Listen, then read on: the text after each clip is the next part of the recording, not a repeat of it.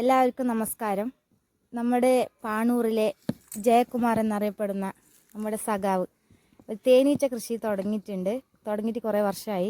അപ്പോൾ നമുക്കതിനെങ്ങനെയാണ് മുന്നിലോട്ട് കൊണ്ടുവന്ന സക്സസ്ഫുള്ളായിട്ട് എങ്ങനെ മുന്നിലോട്ട് കൊണ്ടുപോകുന്നതെന്ന് നമുക്ക് ജയേട്ടനോട് ചോദിക്കാം.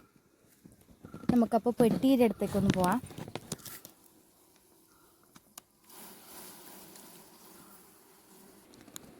ജയേട്ടാ, എങ്ങനെ പോകുന്നു നിങ്ങളുടെ തേനീച്ച കൃഷിയെല്ലാം? തേനീച്ച കൃഷി ഇപ്രാവശ്യം നല്ല വിളവെടുപ്പുണ്ട്. അല്ലെങ്കിൽ ഇത്ര തേൻ കഴിഞ്ഞ വർഷമൊന്നും കിട്ടിയില്ല. ചില പൊതുവെ തേനീച്ചയിൽ തേൻ കുറേ അധികം കൂടി കൊണ്ടുവച്ചിട്ടുണ്ട്. നിങ്ങൾക്ക് എത്ര പെട്ടികളുണ്ട് ചേട്ടാ ഇവിടെ മൊത്തമായിട്ട്? എനിക്ക് ഇപ്പോൾ ഒരു 35 പെട്ടിയോളമുണ്ട്. അത് ഞാൻ സാധാരണ എനിക്ക് 35 പെട്ടി ഞാൻ വർഷത്തോറും ആക്കുന്നുണ്ട്. അപ്പോൾ എത്ര വർഷമായി നിങ്ങൾ ഇത് ഈ തേനീച്ച കൃഷി തുടങ്ങിയിട്ട്? ഞാൻ ഈ സംരംഭം തുടങ്ങിയിട്ട് ഏകദേശം ഒരു 10 വർഷത്തോളമായി. 10 വർഷത്തോളമായി. നിങ്ങളൊരു സഖാവല്ലേ, അപ്പോൾ ഈ സഖാവിൻ്റെ പോകുമ്പോഴത്തേക്ക് നിങ്ങൾക്ക് ഇതൊക്കെ ചെയ്യാൻ പറ്റുന്നുണ്ടോ? അല്ല, അത് രണ്ടും രണ്ട് തരമല്ലേ. ഇത് നമ്മുടെ ജീവിത മാർഗമായിട്ട് ഉപയോഗിക്കുന്നു. മറ്റത് ഇത് സമയം കിട്ടുമ്പോൾ ചെയ്യുന്നതാണ്. അത് ഒരു പൊതുപ്രവർത്തക എന്ന നിലയിൽ പലതും ചെയ്യാനുണ്ടാകും. എന്നാലും അത് ഫുൾ ടൈം രാഷ്ട്രീയ പ്രവർത്തകനൊന്നും അല്ല ഞാൻ. നമ്മുടെ ഇതെല്ലാം നോക്കി നടന്നതിന് ശേഷം കിട്ടുന്ന സമയത്താണ് രാഷ്ട്രീയത്തിലാക്കിയത്. ശരി. അപ്പോൾ ഈ കൃഷി തേൻ കൃഷി ചെയ്യുന്നത് എവിടുന്നാണ് ചേട്ടാ നിങ്ങൾ പഠിച്ചത്? ഞാനിത് ബോയിക്കാനത്ത് ഒരു ക്ലാസ് ഉണ്ടായിരുന്നു. ഒരു ചാർലി സാർ എന്ന് പറഞ്ഞ ഒരാൾ പഞ്ചായത്തിൽ വന്നിട്ടൊരു ക്ലാസ് എടുത്തു. അപ്പോൾ അതിൽ ഞാൻ ആദ്യം പങ്കെടുത്തു. അപ്പോൾ അതിൻ്റെ ബാലപാഠങ്ങളെല്ലാം അവിടുന്ന് പഠിച്ചു. പിന്നെ ആദ്യം ഞാനൊരു 2 പെട്ടി അദ്ദേഹത്തോടെ തന്നെ വാങ്ങിയിട്ട് 2 പെട്ടി പരീക്ഷിച്ച് നോക്കി. അപ്പോൾ ആദ്യമെല്ലാം കുറച്ച് വിഷം ഉണ്ടായിരുന്നെങ്കിലും ഞാനത് തീരെ വിടാതെ കൊണ്ടുപോകുന്ന ഒരവസ്ഥയുണ്ടായി. അതിൽ നിന്നാണ് ഞാനിപ്പോൾ 35 പെട്ടിയിലേക്ക് എത്തിയത്. പിന്നെ 35 പെട്ടി മാത്രമേ എനിക്ക് ഇപ്പോൾ കൈകാര്യം ചെയ്യാൻ പറ്റുന്നുള്ളൂ. അതുകൊണ്ടാണ് ഞാൻ കൂടുതൽ പെട്ടി വെക്കാത്തത്.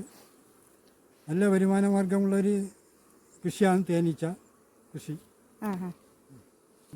അപ്പോൾ നമുക്ക് ഒരു പെട്ടിന്ന് എത്ര തേൻ വരെ കിട്ടും? ഒരു പെട്ടിന്ന് ഒരു പ്രാവശ്യം എടുക്കുമ്പോൾ 1 കുപ്പി 1.5 കുപ്പി തേൻ ഒരു പ്രാവശ്യം എടുക്കാം.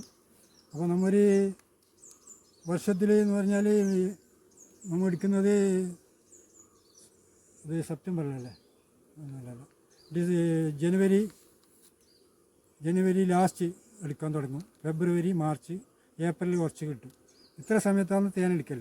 ഈ സമയത്ത് നമ്മൊരു 10 ഒരു 5-8 പ്രാവശ്യം തേനെടുക്കാൻ പറ്റും ഒരു വർഷത്തിൽ. അപ്പോൾ 8 വർഷം തേനെടുത്താൽ നമുക്ക് ഒരു പെട്ടിന്ന് 1.5 കുപ്പി വരെ ലഭിക്കും. അപ്പോൾ ചേട്ടാ, നിങ്ങൾ ഇതിപ്പോൾ ഒറ്റക്കാണോ നടത്തുന്നത്? ഒറ്റയ്ക്ക് ഇത് പറ്റുന്നുണ്ടോ ചെയ്യാൻ? ഇല്ല, 2 ആൾ വേണം. ഇത് സാധനം എടുക്കാനും അതിന് പുകയിട്ട് കൊടുക്കാനെല്ലാം ആകുമ്പോൾ 2 ആൾ വേണ്ടി വരുന്നു. അപ്പോൾ നമ്മളെ വൈഫ് കൂടെ തന്നെ ഉണ്ടാകും എല്ലാറ്റിനും.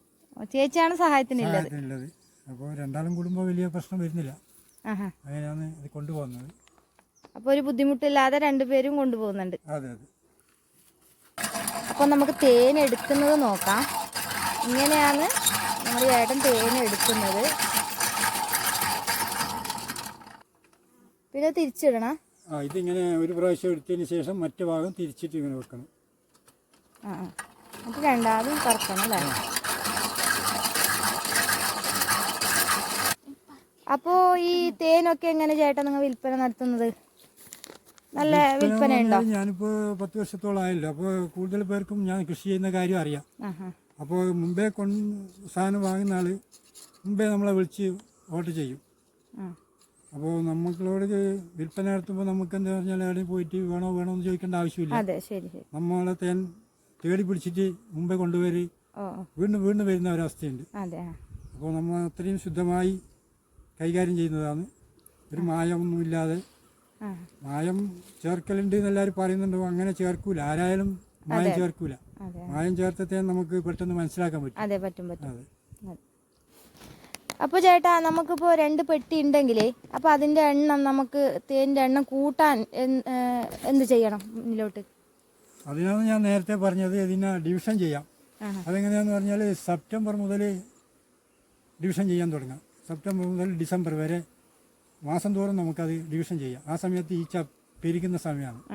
അപ്പോൾ അത് ചെയ്യുന്നത് എങ്ങനെയാണെന്ന് പറഞ്ഞാൽ നിലവിലുള്ള പെട്ടിയിൽ നിന്ന് അതിലുള്ള റാണീനെ എടുത്തിട്ട് പകുതി ഈച്ചയും പകുതി അതിൻ്റെ അടയും എടുത്തിട്ട് മറ്റൊരു സ്ഥലത്ത് ഒരു 500 മീറ്റർ ദൂരത്തേക്ക് കൊണ്ടുവെക്കണം. അപ്പോൾ രണ്ടാമത് ഇവിടെ നമ്മുടെ നിലവിലുള്ള പെട്ടിയിൽ അവർ പ്രത്യേകമായിട്ട് റാണിയെ ഉണ്ടാക്കാൻ തുടങ്ങും. അപ്പോൾ അതിൽ കുറേ റാണി ഉണ്ടാക്കും. അപ്പോൾ നമ്മൾ അത് ഒരു റാണി വിരിയാൻ മാത്രം അതിൽ വെച്ച് ബാക്കിയെല്ലാറ്റിനും പൊട്ടിച്ച് കളയണം. അപ്പോൾ അതിൽ റാണി വിരിഞ്ഞു കഴിഞ്ഞാൽ ഈ പുതിയ പെട്ടി നല്ല സ്ഥിരമായിട്ട് നിൽക്കുന്ന പെട്ടി ഉണ്ടാകും. അത് ഈ സെപ്റ്റംബർ മുതൽ ഡിസംബർ വരെ ആകുമ്പോൾ നമുക്ക് ഒരു പെട്ടിയിൽ നിന്ന് നമുക്ക് 3 ടീമിനെ മാറ്റാൻ പറ്റും. അങ്ങനെയാണ് ഞാൻ 10 പെട്ടി ഉള്ളത് 30 പെട്ടിയാക്കുന്നത്. അങ്ങനെയാണ് 10 പെട്ടീനെ മാറ്റുമ്പോൾ നമുക്ക് 30 പെട്ടിയാക്കാം. ഒരു പെട്ടീനെ 3 പ്രാവശ്യം മാറ്റിയാൽ അങ്ങനെയാണ് അതിനെ ഡിവിഷൻ ചെയ്ത് വർദ്ധിപ്പിക്കുന്നത്. അപ്പോൾ നമുക്ക് ഈ പെട്ടിനെ അടുത്തടുത്ത് അങ്ങനെ വെക്കാൻ പറ്റുമോ? അല്ല ഇതിനൊക്കെ കണക്കുണ്ടോ, മീറ്റർ അങ്ങനെ എന്തെങ്കിലും? അത് നമ്മൾ ഒരു സ്ഥലത്ത് വെക്കുമ്പോൾ ഒരു 3 മീറ്റർ ഇടവിട്ടിട്ടാണ് വെക്കണം. ഒരു സ്ഥലത്ത് ഞാൻ കൂടിയാലും ഒരു 10 പെട്ടിയെ വെക്കാറുള്ളൂ. അടുത്ത വീട്ടിലെല്ലാം കൊണ്ടുപോയിട്ടാണ് വെക്കാറ്.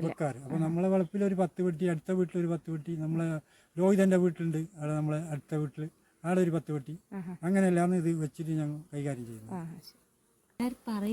അപ്പോൾ ചേട്ടാ, നമ്മുടെ ഈ തേനീച്ചയിൽ പോഷണ ഗുണമുള്ള ഒരു സാധനം ഉണ്ടെന്ന് കുറേ ആൾ പറയുന്നത് കേട്ടു. അതെന്താണ് ചേട്ടാ?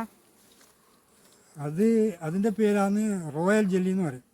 അത് നമ്മൾ ഈ പെട്ടി ഡിവിഷൻ ചെയ്യുമ്പോൾ നിലവിലുള്ള റാണി അപ്പുറം പോയിട്ടാകുമ്പോൾ ഇവിടെ ഉണ്ടാക്കുന്ന ഷെല്ല്, ആ ഷെല്ലിൽ ഈച്ചക്ക് റാണിയൊക്കെയുള്ള തീറ്റയാണ് ഈ റോയൽ ജെല്ലി. അത് തേനീച്ചയിൽ നിന്ന് തന്നെ തേനീച്ച സംഘടിപ്പിച്ചിട്ട് ഇത് റാണിയെ വലുതാക്കാൻ വേണ്ടി കൊടുക്കുന്ന ഒരു സാധനമാണ്. അത് നല്ല പോഷക ഗുണമുള്ള സാധനമാണ്. അത് നമ്മൾ മനുഷ്യന്മാർക്ക് ഉപയോഗിക്കാം. അത് ചില ആൾ പറയുന്നുണ്ട് അത് തിന്നാൽ നല്ല നമ്മളെ മനുഷ്യന്മാരെ കഴിച്ചാലും എപ്പോഴും ഒരു യുവത്വം നിലനിർത്താൻ പറ്റും. നമ്മുടെ പല ആൾക്കാരെ മമ്മൂട്ടിനെല്ലാം അങ്ങനെ നമ്മളെ ക്ലാസ്സിലെല്ലാം പറയുന്നത് കേട്ടിട്ടുണ്ട്, മമ്മൂട്ടിയെല്ലാം കഴിക്കുന്നുണ്ട്. അപ്പോൾ എത്ര വയസ്സ് കൂടിയാലും ആ യുവത്വം നിലനിർത്താൻ വേണ്ടിയിട്ട് ആ റോയൽ ജെല്ലി എന്ന സാധനത്തിന് കഴിയുന്നെന്നും പറഞ്ഞു കേൾക്കലുണ്ട്. അപ്പോൾ നിങ്ങൾ ആ പോഷക ഗുണമുള്ള സാധനം നിങ്ങളും കഴിക്കാറുണ്ടോ? ഞങ്ങൾ സാധാരണ ഈ ഡിവിഷൻ ചെയ്യുമ്പോൾ ഞങ്ങൾക്കത് കിട്ടും. അപ്പോൾ അത് 2 ഭാഗം തിരിച്ചിട്ടാണ് നമുക്ക് തേന് കിട്ടുന്നത്. അതെ അതെ.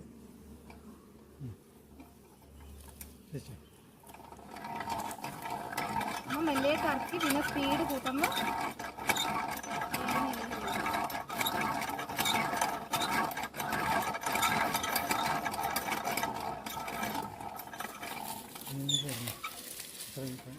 അപ്പോൾ നമുക്കിതിൽ ഇത്ര തേനുകൾ കിട്ടിയിട്ടുണ്ട്. അപ്പോൾ ഇത്ര നേരം തേനിനെ കുറിച്ചിട്ടൊക്കെ നമുക്ക് ചേട്ടൻ എല്ലാം പറഞ്ഞു തന്നു. അപ്പോൾ എനിക്കിപ്പോൾ എല്ലാം മനസ്സിലായി എങ്ങനെയാണ് നമുക്ക് തേൻ എടുക്കേണ്ടത്, എങ്ങനെ ഇതിനെല്ലാം കൈകാര്യം ചെയ്യണമെന്ന് നമുക്ക് പറഞ്ഞു തന്നു. അതുപോലെ തന്നെ ഇനിയിപ്പോൾ എനിക്കൊരു പെട്ടി വെക്കണമെങ്കിൽ എനിക്ക് ചേട്ടൻ എന്തായാലും പറഞ്ഞിട്ടുണ്ട്. അപ്പോൾ നമുക്ക് എല്ലാവർക്കും ഒരു പരീക്ഷിക്കാൻ നല്ലതാണിത്. അപ്പോൾ ഇത്രയും ഇതാക്കി തന്ന ഇതിൻ്റെ കാര്യങ്ങൾ പറഞ്ഞു തന്ന ചേട്ടന് ഒരുപാട് നന്ദിയുണ്ട്.